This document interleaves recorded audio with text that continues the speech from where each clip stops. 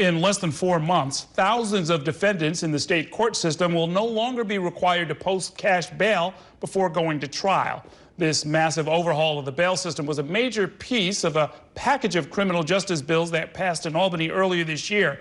But it was unclear until now how many people would actually be affected. New York One political reporter Gloria Pazmino has more in this exclusive report. This is Jarrell Daniels. He's a fellow at the Center for Justice at Columbia University, studying sociology and political science. But 7 years ago, he was on Rikers Island, awaiting a trial for his role in a non-fatal shooting. The blunt, ugly reality is that too often, if you can make bail, you are set free, and if you are too poor to make bail, you are punished. Even though Daniels would not have been eligible for bail, he says the 10 months he spent on Rikers Island waiting for his trial to begin could have been better spent getting on the road to rehabilitation. He ultimately pleaded guilty and served 5 years in prison. Today, he's advocating for more pretrial services for defendants like him. I think that Rikers Island was a place that I shouldn't have been. Earlier this year, the state legislature eliminated cash bail for most misdemeanor and nonviolent felony offenses. Cash bail and detention will still be allowed in some cases, including sex crimes, witness intimidation, and domestic violence-related charges. As municipalities across the state gear up for the changes, a new report by the Data Collaborative for Justice at John Jay College looked at what the outcomes could be here in the city. Thousands of defendants freed without bond will wait for their day in court. If I was able to be released on bail, I would have had the access to an alternative to incarceration program because that would have been mandated as part of my stipulations for release.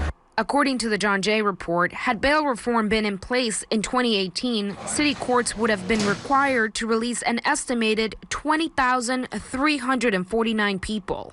Overall, the amount of bail set in those cases was nearly $200 million, money that now could be spent on prevention and monitoring. Of course, it is an outstanding question whether or not there will be a deleterious effect on crime citywide. Lucy Lang, a former assistant DA in Manhattan, is now the executive director of the Institute for Innovation in Prosecution at John Jay. The hope is, of course, that for these folks who are sent to Rikers Island and who will no longer be sent to Rikers Island, that there will be ways in which the city can help ensure that they're given resources to help counter the things that led them to the criminal justice system to begin with. The 2020 bail reforms could have the biggest impact on Manhattan, where 91% of cases could result in release without bail. By comparison, less than 72% of cases were released without bail in 2018.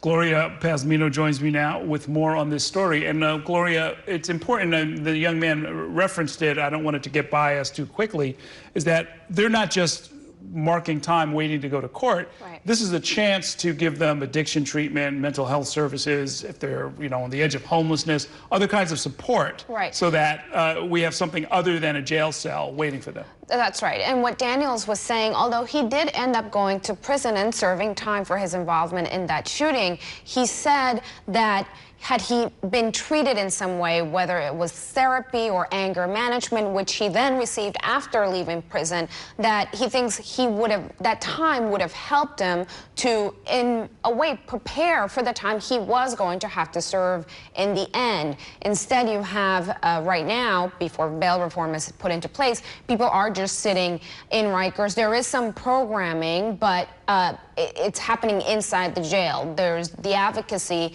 is for this to happen while you're waiting to go to trial. Right. So it's not just about it's not just no bail. It's no bail plus, and that plus we're going to have to keep an eye on. Thanks very much, Gloria.